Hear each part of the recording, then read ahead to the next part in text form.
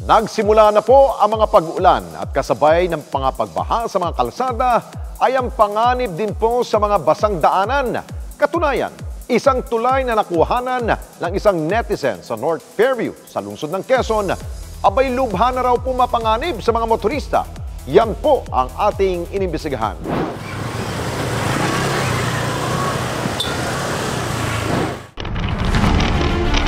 Napadaan lamang ang netizen na si Viva sa tulay na ito sa Atherton Street sa barangay North Fairview, Quezon City.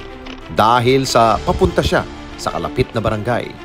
At mula sa kanyang dashcam, kuhang-kuha ang pagtumba ng isang motorsiklo sakay ang driver at pasahero nito. Ang insidenteng ito agad na nakarating sa responde. Matapos ipaabot sa programa ng ilang concerned citizen ang peligro at disgrasya na maaring mangyari sa iba pang motorista na dumadaan sa nasabing tulay. At para kumpirmahin ang report, sinadya ng responde team ang takaw aksidenteng tulay na ito sa Fairview. Kapansin-pansin na ang buong tulay yari naman sa bakal. Ang gitnang parte nito, hinarangan ng orange cone at gulong.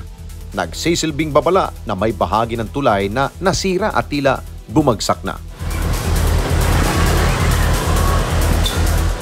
Minabuti naming silipin pa ang ilang parte ng tulay at makikita na may kalawang na rin ang mga bahaging ito. At ang metal sheets ng tulay umaangat ng sahig tuwing dumadaan ng mga sasakyan. Sa ilalim man o sa ibabaw, kita ang sirang parte nito.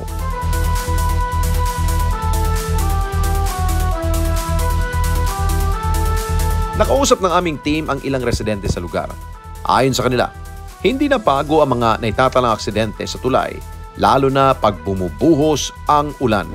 Aksidente dyan yung single na motor sa tuwing uulan. Silang kawawa talaga. Kasi madulas talaga yan eh. Madulas yung tulay na yan, bakal eh. Ay mapanganib po yan, lalo po pag maulan. Marami na didisgrasya, madulas.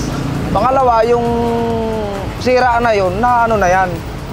Dapat nga yan, inano na eh. Palitan talaga ng buo, na plain na talaga. Kaso welding lang, ganun-ganun lang. Madalas yan, kahapon may nasimplang na naman. Pag hindi naman maulan, hindi naman kasi sila ganong ano. Pag maulan kasi madulas. Pag nagpreno ka talaga dyan, lalo na pag yung mga single. Yun, kadalasan talaga yun. Ang tanging nagagawa ng karamihan sa kanila, tulungan at alalayan ng mga biktima ng aksidente. Bigla nga kami yung nagugulat dito eh. Kala namin kung ano na eh. Yung pala biglang simplang yung motor. Maya-maya, yung nakasunod, yun na naman, simplang na naman. Kaya sobrang delikado talaga ma'am tulay na yan. Nakakatakot talaga kasi minsan yung iba may angkas pang babae. Pag natumba sila talagang may gas-gas ma'am. Mga motorsiklo o yung mga two-wheeled vehicle ang madalas na mabiktima ng madulas na tulay. Maging ang ilan naming nakausap, hindi rin nakaligtas dito. Pipreno, dudulas, simplang. Ganun. One time na ano ako dyan, kaya lang siyempre aral na yun. Kaya maingat na ako kasi madalas talaga ganyan. Delikado talaga sobra. Hindi katulad ng sementado, makapit yung mga gulong. Kasi yun po kasi steel, parang steel matin lang. Madulas. Busy road na may tuturing ang tulay na ito. Patunay dyan ang walang tigil na pagdaan ng iba't ibang klase ng sasakyan, mula sa maliliit hanggang sa malalaking klase. Kapag maaraw, tuloy-tuloy lamang ang mga motorista sa pagratsyada sa tulay. Pero pag inabutan ng malakas na busang ulan, hinay-hinay na ang pagtakbo dahil dito na paniguradong nakaabang ang disgrasya sa mga motorista. Kaya naman panahon na para rumisponde. Agad kaming nagtungo sa opisina ng Barangay North Fairview para busisiin ang plano sa nasabing tulay. Ang dating kapitan at kagawad na si Manuel Chua na humarap sa grupo, paliwanag niya, marami na ang natanggap nilang report sa mga kaliwat kanang aksidente sa tulay. Yan na po yan eh. Yan po yung talagang rerouting eh. Na manggagaling ng Novaliches, sa Pampalay, Bulacan, na nagpupunta ng along Commonwealth. Kasi alam niyo naman po ang Commonwealth, talagang matraffic po yan. Kaya yung iba po talagang dadaan po dyan papuntang sa Oyo. Boundary po yan ng Barangay North Fairview at saka Santa Lucia. Actually talaga pagka maulan, medyo madulas kasi still po yan. Kaya dapat dahan-dahan yung mga motorista. Mabilis naman nilang nirespondihan ang mga aksidente sa lugar. Ngunit mas mapapanatag sila kung maisasaayos na ito ng tuluyan. Pag kami tumawag po dito, isang beses po, itinakbo po ng ambulance namin sa ospital. Kinater po ng ambulance namin. Ganun. Kasi parang lumalabas, self-accident na rin dahil nadudulas. Papagawa na rin po kami ng signages na para malayo pa lang, alam na po ng mga motorista.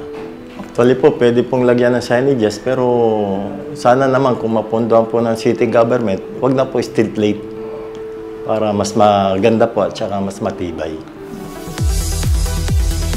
At matapos ang ilang araw lamang na koordinasyon ng programa sa mga kinaukulan, good news! Inayos na rin ang pinakadelikadong bahagi na ito ng tulay ng mga kawani ng Quezon City Engineering Department. Wala nang lumubog na metal plate at pantay na muli ang daan sa tulay na ito. Inaasahan din natin sa mga susunod na araw ay mailagay na rin ang mga warning signages na ipinagawa ng barangay tulad ng ipinangako nyo sa Responde. Sa ating mga kababayan, lalo na yung mga nakamotorsiklo na bumibiyahe, dadaan ng tulay po sa may Atherton Bridge, sana naman po mag-ingat kayo, lalo na kapag umuulan o basa yung daanan. Sa kabilang banda, hangad ng programa na mabigyan ng sapat na pondo ang barangay upang tuluyan ang magawang konkreto ang tulay para sa kaligtasan ng lahat ng mga motoristang dumadaan dito.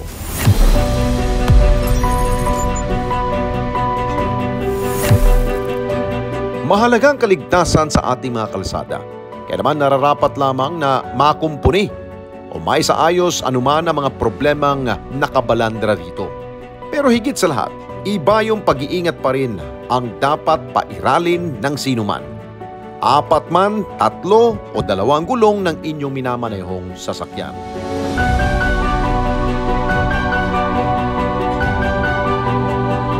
Mga karesponde natin dito sa Net25, umabot na po ng 1 million subscribers ang ating YouTube channel. Kaya naman, masaya kami na ibahagi sa inyo na natanggap na natin ang YouTube Gold Play button. Dahil po yan sa walang sawa ninyong pagtangkilik sa mga programa ng Net25, lalong-lalo na po sa Responde Mata ng Mamamayan. Kaya naman, congratulations po sa ating lahat. Keep on sharing mga karesponde. Gawin nating viral ang bawat content natin ng pagtulong at pagresponde sa higit na nangangailangan. Maraming salamat po sa inyong lahat. Mga kababayan, salamat po sa inyong pong pagsubaybay sa Responde Mata ng Mamamayan. Para mapanood pa ang iba pa naming pagresponde sa ating mga kababayan, i-click lamang ang subscribe button at i-follow lamang ang Net25 social media pages at Net25 TV.